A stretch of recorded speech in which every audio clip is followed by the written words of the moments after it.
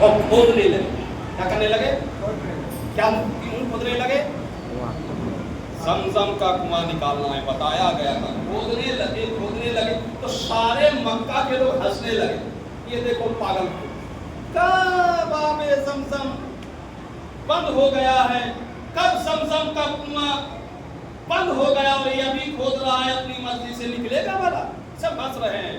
لیکن اللہ عبد المطلب کو یقین تھا کہ بار بار جب بتایا گیا ہے، دکھایا گیا ہے تو چاہے زمزم ضرور نکلے گا.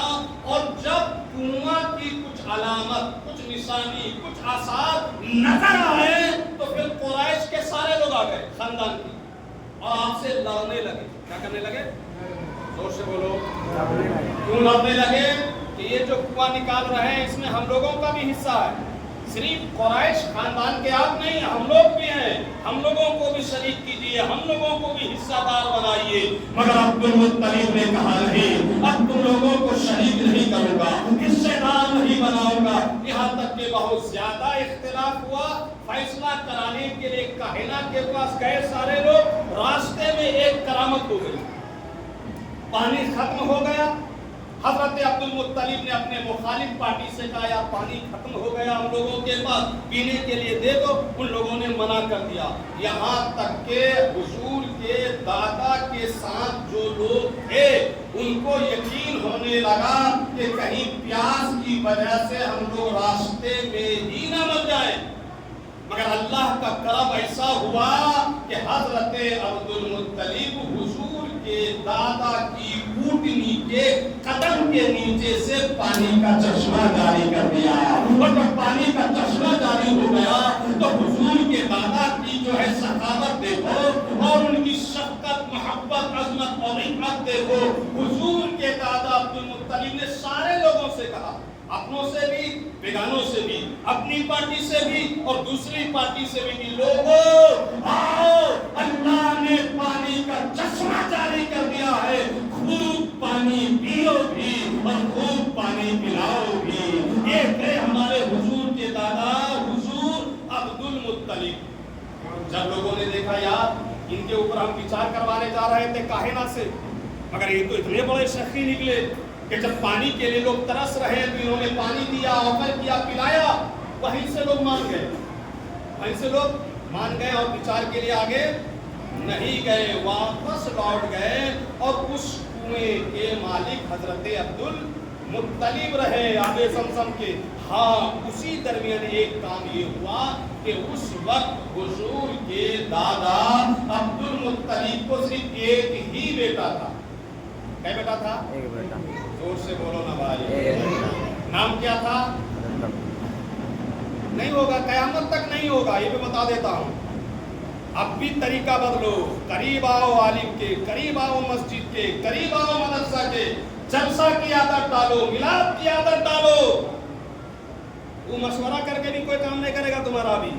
یہاں تو میں چہرہ دیکھتا ہوں تو لگتا ہے کہ اثر سے پہلے میرا محلہ بدل جائے گا، لیکن جیسے مختار نکلے گا ویسے ہی پھر اس کی تمہ پھیری چالو ہو جائے گی. جی اور یہاں ایک نہیں، سب کا حال وہی ہے. ایک ہی سب میں کھڑے ہو گئے محمود و ایاز. حضرات سنو دادا، حضور کے دادا کا ذکر سنو، کیا یاد کرو گے. تو ہوا یہ تھا کہ جب اکیلے پڑ گئے، کیا بیٹا تھا عبد المطلب کا؟ نام بتاؤ. نہیں معلوم. حارث. دیکھو بولا کرو تو یاد رہے گا. بولو کیا نام تھا؟ حارث. زور سے بولو. ایک بیٹا. جب لوگ لڑنے آئے نا تو عبد المطلب کو یقین ہوا کہ یار میرا ایک ہی بیٹا ہے، جب لڑنے آ گئے اتنے سارے لوگ. تب کعبہ کے سامنے حضرت عبد المطلب نے دعاؤں کے لیے ہاتھ اٹھا دیا، یا اللہ اگر تم نے مجھے 10 بیٹے عطا کیے. کئی بیٹے؟ 10. یہاں تو 2 اور 2 میں بس ایک دم جا کے نسلی کٹوا لے گا. سب جہنمی لوگ ہیں، یاد رکھنا، سب جہنمی لوگ ہیں. مالدار لوگوں کو دیکھنا، کروڑ پتی کو، اس کا 2 بیٹا نہیں ہے، 10 20 25 بیٹا ہے اور ارب پتی ہے، اور ایک بیٹا ہے وہ لاتے کھا رہا ہے باپ. اس لیے 1 2 سے کچھ نہیں ہوتا. پلاننگ مت کرو، اللہ پہ چھوڑو. امت محمدیہ میں اضافہ کا سبب بنو.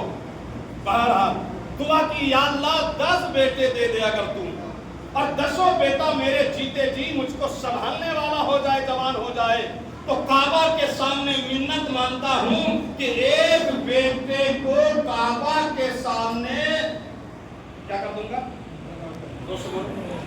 قربانی دے دوں گا، ذبح کر دوں گا۔ یہ بریلوی کہاں سے پڑھ کے آیا ہے؟ کس آدمی کا یہ مرید ہے؟ کس آدمی کا یہ بھگت ہے؟ کچھ بھی مصیبت آیا بہو کو بھیج دیا، ساڑی اٹھا کے مان لی، 3 کھسی چڑھاؤں گا، لو کام ہو گیا۔ اب 3 کھسی نہیں ہے، اب سود میں قرضہ بن کے کھسی خرید کے مزار پہ جانا، ڈراما چھوڑو۔ منت ماننا ہے تو روزے کی منت مانو، منت ماننا ہے تو نماز کی منت مانو۔ ارے ایسی منت کیوں نہیں مان لیتے ہو؟ کام ہو جائے گا تو مسجد میں 2 کٹھا دے دوں گا،